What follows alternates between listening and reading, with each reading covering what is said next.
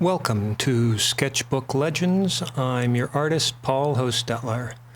Today we're drawing the primary antagonist of the Nintendo Corporation's flagship line of Mario video games and now movies, Bowser. We'll get to exactly what Bowser is in a little while. First, I'd like to, focus on a little bit on the composition of what I'm drawing here. When drawing Bowser, there are a lot of things to consider, but foremost in my mind was the fact that Bowser is like a trademarked mascot of Nintendo. Now, obviously, Mario is the main guy that they put on all their packaging, but they also have Pikachu and all of the people in the Mario line, Luigi and Princess Peach and all of them, and Bowser is one of them, which means that for like the past 20 or 30 years, there's been a codified sort of official general image of what Bowser is supposed to look like, and that's what they've portrayed him as through pretty much every single piece of media that they've put out, except for the 1993 Super Mario Brothers movie with Bob Hoskins. We'll get to that too. Putting a pin in a lot of things. The point is that drawing the official version of anything is no fun. There are people who are very good at copying the official line, the official style of art that Nintendo has deemed Bowser to be rendered in. I'm not one of them, so I'm taking it as my prerogative as an artist, as a sketcher, as a cartoonist, as a all-in-all creative person to create my own version of Bowser, and that means I had to figure out what that was. I did not want to do a realistic Bowser, because as soon as you put realistic in front of a cartoon character, you're jumping into a game. Well, at least I'm jumping into an arena that I can't possibly compete in. There are a lot of really good realistic artists, paleo artists, that are extremely good at rendering realistic versions of animals. And a lot of them are clever enough to mash up enough different animals and fake it that they can create realistic Bowsers on levels that I can't even comprehend, nor would I want to. Going into this sketch, I had to come up with my own version of what Bowser is. Style-wise, I wanted to take some inspiration from Sergio Topi, Bill Sienkiewicz, Eddie Campbell, and a little closer to Bowser's roots, Goseki Kojima, the guy who did Lone Wolf and Cub. All of these artists are known for their sort of scratchy pen and ink style, very loose, very free-flowing. I wanted to capture a little of that with Bowser. Secondly, I needed to think about the form my Bowser is going to take. There's the officially mandated, trademarked version of Bowser. That's not much fun for me to draw. I can't draw that way, and even if I could, it wouldn't really be a sketch. It would just be, draftsmanship. I'd be copying, not sketching. The idea with sketching is to come up with ideas on the fly. That's what I'm doing. So instead of the official version of Bowser, I decided to make my own version, my own influences. And I decided I would take the official version of Bowser and sort of mash it up in my mind with the idea of the Chinese lion dogs, those statues that you see with where they're always sitting down, and they've got their mouths open, and they've got a big mane of hair, and they're in front of Chinese fortresses and castles, and they're always supposed to be symbolically guarding whatever's inside. And I thought that's a neat little correlation with Bowser. He's always inside a castle. He's always guarding what's inside the castle, which in Bowser's case is the Princess Peach.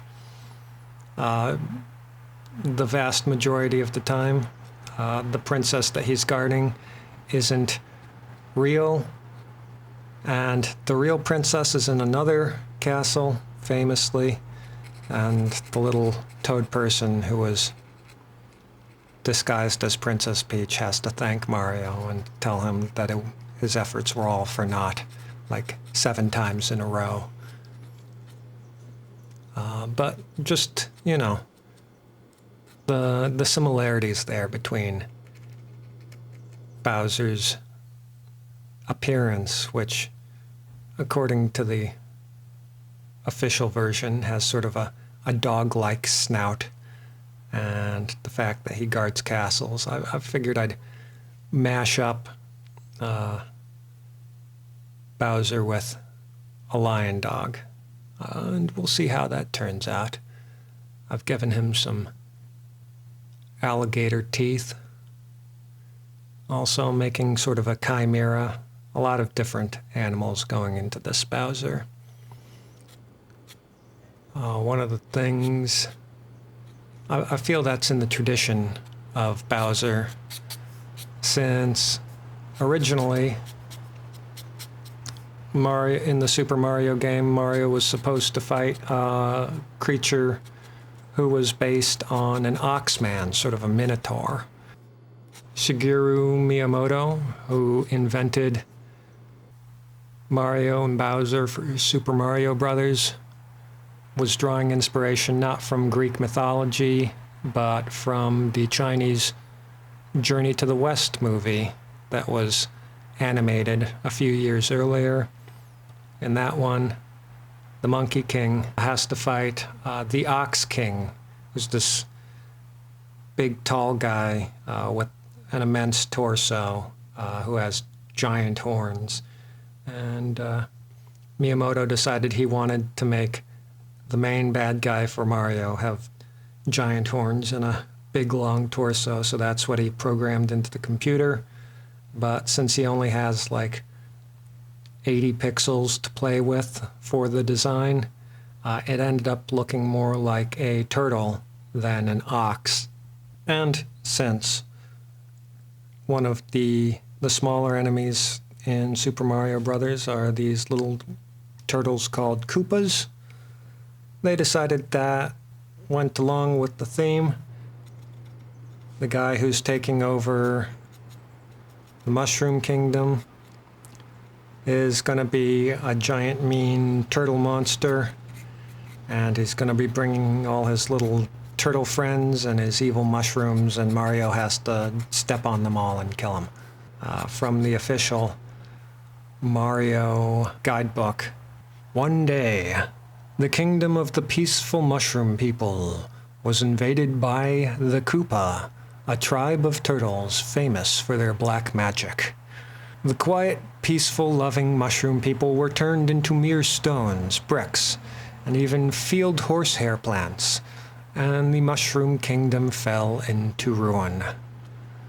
The only one who can undo the magic spell on the mushroom people and return them to their normal selves is the Princess Toadstool.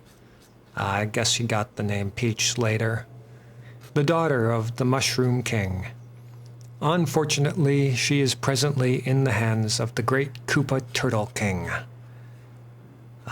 You'll notice that they never name Bowser in that description, and that's because no one really knows where Bowser as a name came from. The original Japanese version of this character was named King Koopa. While they were working on the game, since the turtles were called creepers, they called the main bad guy Boss Creeper.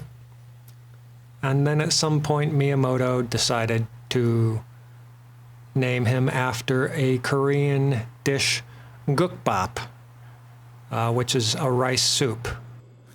Now you'll notice a few things with my version of Bowser, aka King Koopa, is that, as you can see here, he's nude.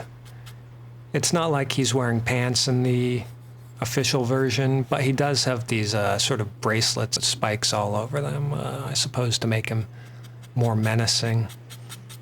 I'm not sure in the universe that I'm drawing my Koopa from, my Bowser from, he's not kinky like that.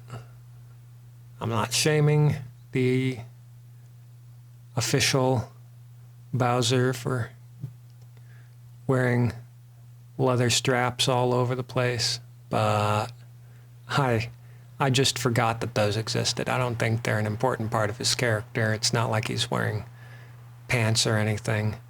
They're just to make him look mean. Same reason Chun-Li in Street Fighter 2. She's got these enormous bracelets with spikes all over them. They just needed to give her silhouette a little more menace, so they added these giant rings of spikes to her wrists. True fact. I'm assuming that's what happened with Bowser. Because I think that a giant snapping turtle monster is plenty menacing enough. Another thing you'll notice with my Bowser is that I haven't given him horns. I forgot about that part. At some point, I'll look at my phone and I'll realize, oh, horns, and I'll sort of work those in as a detail. Give him some little antelope horns, I guess. But it's just not an important part of the design to me. You know, I was focusing mostly on the dog and turtle, and I'm giving him some like Tyrannosaurus feet there. Those sort of aspects, worrying much less about his horns and his S&M wear. I don't have like an immense personal connection to Bowser, but I had always kind of wondered, why is he a turtle? I mean, Super Mario Brothers takes place in a mushroom kingdom. Mario is a plumber. That already doesn't make a whole bunch of sense. But why a turtle in a mushroom kingdom? Turns out, in the original Mario Brothers game, which was not on Nintendo Entertainment System, but was an arcade game. Very few, apparently, were actually made and shipped over to America. But in this game, Mario and Luigi are plumbers, and their mission as plumbers actually makes sense because they are jumping into the sewers of New York City to fight little beasts in the sewers, I guess, that are clogging things up and making flushing hard for the residents of Manhattan or Brooklyn or whatever. To spice up the gameplay, Miyamoto decided that before you can vanquish these creatures for good, Mario and Luigi would have to flip these creatures on their backs. So that sort of gave them a box that they could be creative and play around in. What sort of creatures are helpless and easy to kill when they're flipped on their back? Turtles and crabs and flies and also fireballs and stuff, you know, how just normal video game fireballs.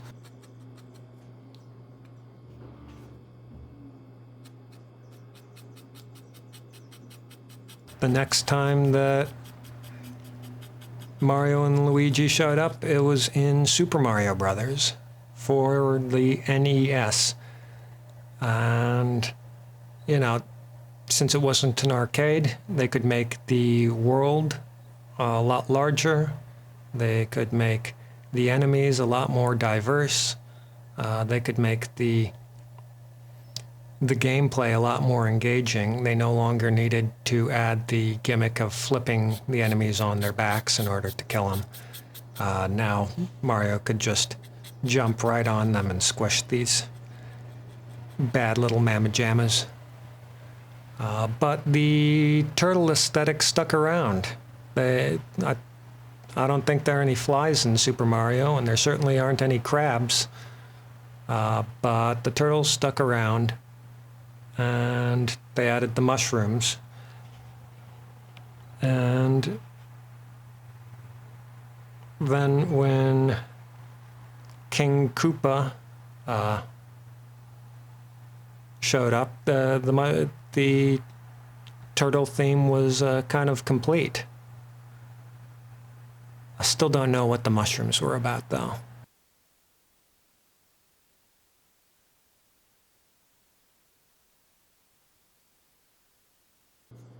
It should be noted that the original version of Bowser, well, I'm not going to say original version, but the version that appeared on the official artwork for Super Mario Brothers, also didn't have horns. That version of Bowser was green, and he had sort of a mohawk and a big snapping turtle actual beak instead of his little adorable pug nose. I didn't know that when I was drawing this, but you know, things to think about.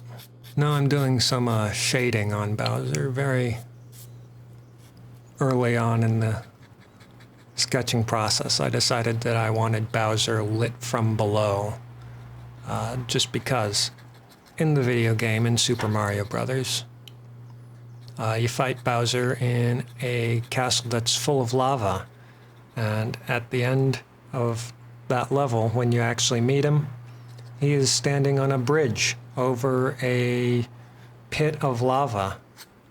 And yeah, I thought that would be neat to portray him as being on some sort of platform or something, with lava bubbling up from below and lighting him in a sort of demonic red glow. You're not going to see the red, but I imagine you can picture it in your mind's eye if you try really hard. You'll also notice that Bowser has kind of anime hair. I was subconsciously pulling from Akuma. I think he's from Mortal Kombat. Not Mortal Kombat. Street Fighter, Darksiders, one of those fighting games. A big burly guy with bright red hair, and I was thinking, Bowser has bright red hair too. Let's make his hair a little bit more of that style. And you can also see him doing some little hatching to sort of indicate scales. I only have lines in which to render everything, so you know, when your tools are limited, you have to come up with ways to problem solve.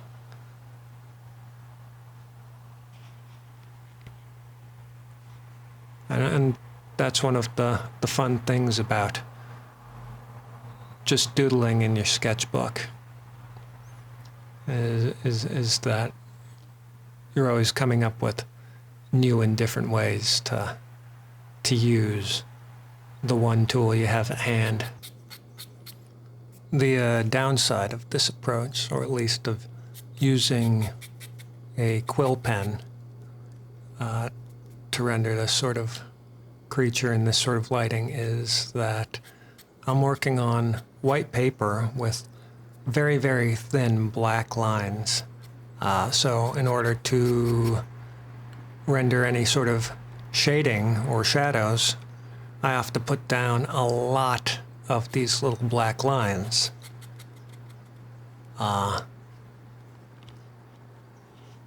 Cross-hatching is one of those things that usually often takes a lot longer than you think it will, especially if you're trying to be very precise, trying to keep all the lines neat and parallel, which I'm not. But it's sometimes you regret your choice of media when halfway through the process. But it's also good to keep in practice with a lot of different forms of media. Pen and ink, brush pen, ordinary brush, watercolor, ink wash, dry media like pastels and charcoals. I don't think I've done any charcoals. I've done some China crayon, but that's definitely not the same thing. They don't work the same at all.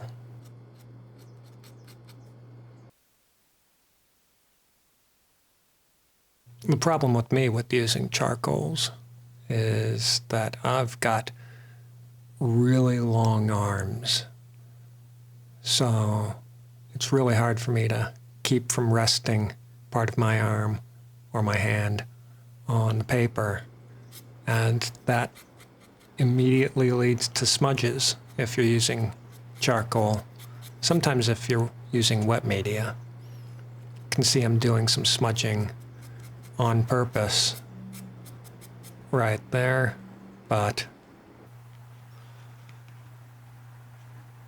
when it's not on purpose, it can immediately ruin the effect you're trying to go for. And what I'm trying to go for here is like a sense of a soot. The guy lives in a volcano. He should be covered in soot and ash and embers all the time. And letting his hair get a little wild outside the Akuma style book there, just because. Add a little bit more of that soot texture. Now, Bowser's legacy for the Mario video games and Nintendo in general is kind of awkward. You know, he was invented as an enemy in Super Mario Brothers. He's remained an antagonist, more or less, ever since. There's very little menace associated with Bowser, too. He's portrayed in the official artwork as a big, puffy cartoon character, a lumbering goof. And in the most recent Super Mario Brothers movie, the animated one, he's voiced by Jack Black. He's, you know, a comedic character. And if you play things like Super Smash Brothers or Mario Kart, he's just another option for the player to choose. You can go through an entire game. You can win games as Bowser, as the antagonist. I don't know that anyone's favorite is ever Bowser. In Mario Kart, at least, he's always the slowest and one of the hardest to handle. But at the same time, he's, you know, meant to have a friendly image because he is one of the trademark characters of Nintendo. It's hard to take Bowser seriously as an antagonist, but then I'm drawing him. if he was a monster with appetites that ranged toward the human flesh sides of things. I can also see, I also understand why they haven't turned him into an unsympathetic monster, and it's because he's a bit of corporate property. You can't have properties like Bowser, which are so valuable, and have people absolutely detest them.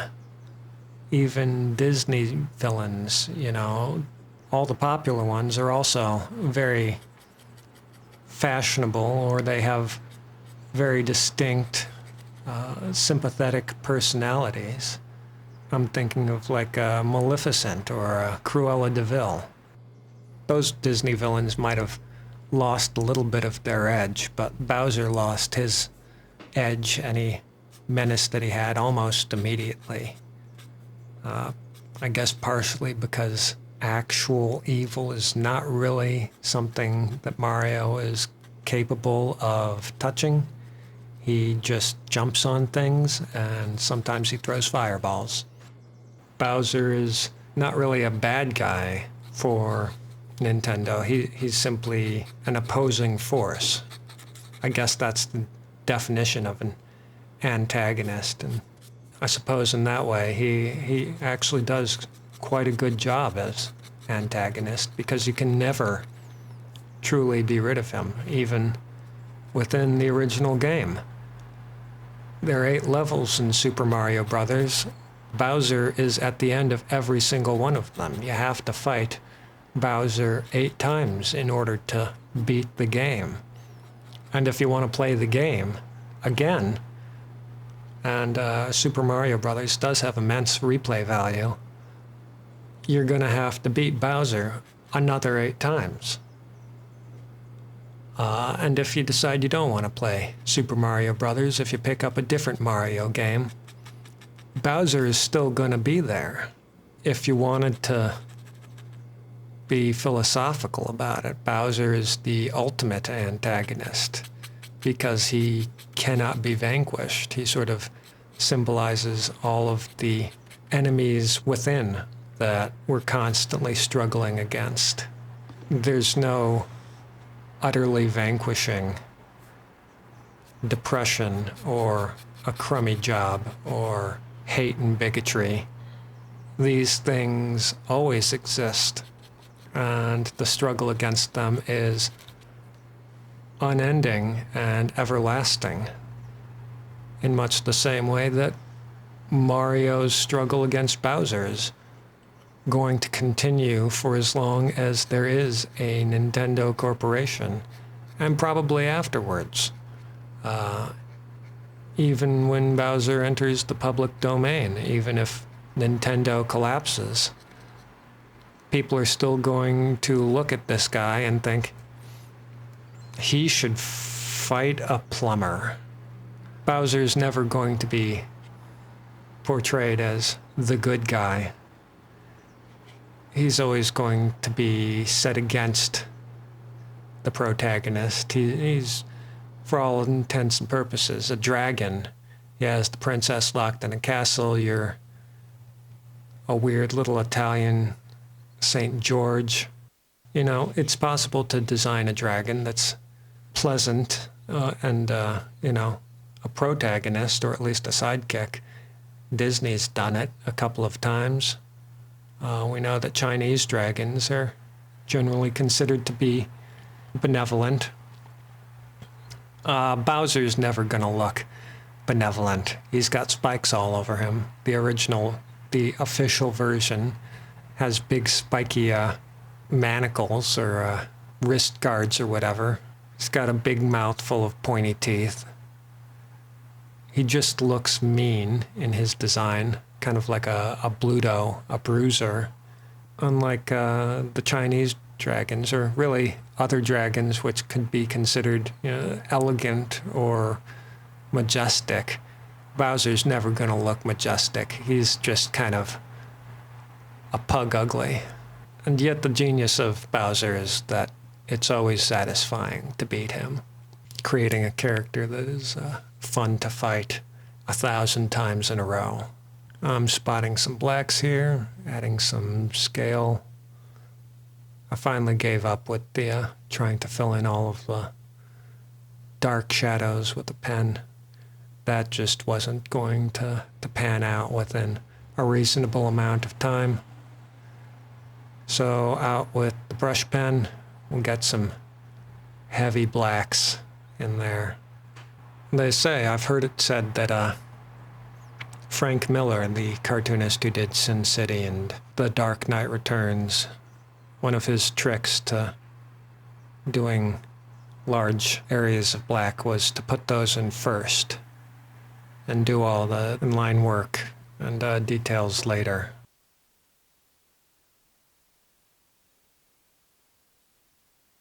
Now, Bowser's been in a lot of media. He's been in the vast majority of Mario games. He's been on the small screen. There were, I think, 2 different cartoon series, and he's in 1993. There was the Super Mario Brothers live-action movie starring Bob Hoskins and John Leguizamo, and Dennis Hopper portrayed Bowser in that one. They named him King Koopa for reasons unknown, and for reasons equally as mystifying. They dyed his hair platinum blonde, and they styled it into what I just learned on Wikipedia was supposed to look like a crown. And that was really the last you saw of Bowser in the movies, is Dennis Hopper, I guess, until 2023. They made another Super Mario Brothers movie called the Super Mario Brothers movie. Perfectly reasonable name. This one was animated, so they didn't have to pull in Jeremy Irons or anything and give him a terrible haircut. They just had Jack Black do the voice of Bowser, putting him once again in a lava-filled castle and having him kidnap, in this case, Luigi, because they wanted to give Princess Peach the opportunity to do some ass-kicking and be important to the plot rather than just a reward at the end of the movie. I haven't actually seen the animated Super Mario Brothers movie, so I can't really comment on the Bowser-ness of all of that. I just did the best version of my Bowser that I could. If you were wondering, I'm using a Croquill nib holder and a Leonard Principality nib. I like it more than the standard Hunt 101 that a lot of cartoonists seem to use. I think the Leonard Principality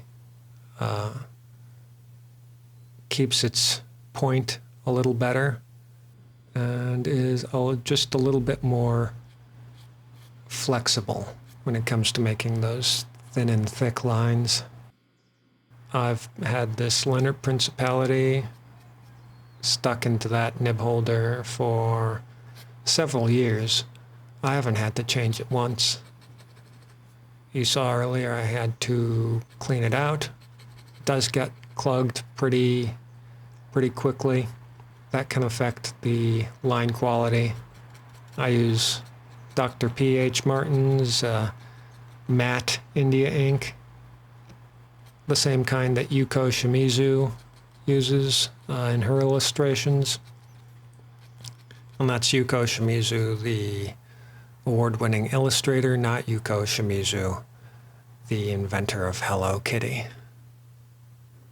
Boy, who would have thought I'd end up talking about Hello Kitty in a video about Bowser? Here I'm doing a little work, just drawing the cracks on the ground through which you might be able to see lava, rather than rendering all of that ground out with shading and texture. I'm just going to indicate that through the lines. It sort of looks like Bowser's jumped up and landed in a three-point stance so hard that he's cracked the ground and maybe there's lava underneath. And that's Bowser. Or King Koopa, if you like. If you're watching from one of those overseas countries where King Koopa is the official name for this character.